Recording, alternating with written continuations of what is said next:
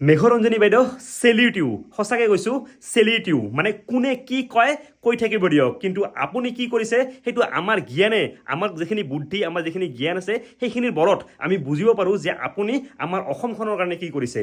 মানে আপুনি যে লণ্ডনৰ ৰাস্তাত ডান্স কৰিছে, গান গাইছে, সেইখিনি আপুনি যে নিজৰ কাৰণে কৰা নাই, সেইখিনি আমাৰ মগজুৰে ভালকৈ বুজি পাই গৈছে।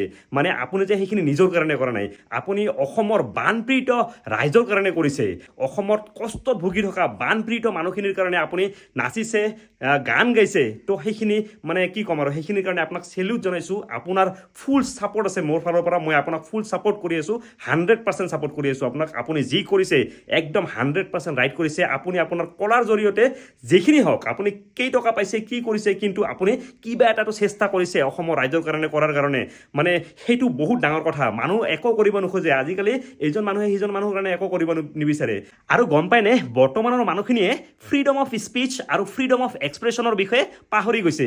আমাৰ যে এইটো অধিকাৰ সেইটো কিন্তু পাহৰি গৈছে। আৰু আপুনি সেই অধিকাৰৰ বলতে আজি যিখিনি কালেকশ্যন কৰিছে, লণ্ডনৰ ষ্ট্ৰীটত ডান্স কৰি হওক বা আপুনি গান গায়ে হওক, যি কৰি হওক, কিন্তু অসমৰ বানপীড়িত মানুহখিনিৰ কাৰণে ইমানখিনি চেষ্টা কৰিছে। সঁচাকৈ তাৰ কাৰণে সেইখিনি মানে শলাগিব লাগিব। সেইখিনি মানুহখিনি যদিও বুজি পোৱা নাই বৰ্তমান, এদিন বুজিব। কিন্তু সঁচাকৈ কৈছোঁ, যেতিয়া নিজৰ ওপৰত আহে তেতিয়া সকলোৱে বুজি পায়, কিন্তু বেলেগতো বুজি নাপায়। তো আপুনি যে বেলেগৰ কাৰণে ইমান চিন্তা কৰিছে, ইমান মানে চেষ্টা কৰিছে কিবা এটা কৰাৰ কাৰণে, তাৰ কাৰণে আপোনাক সঁচাকৈ আকৌ এবাৰ চেলিউট জনাইছোঁ।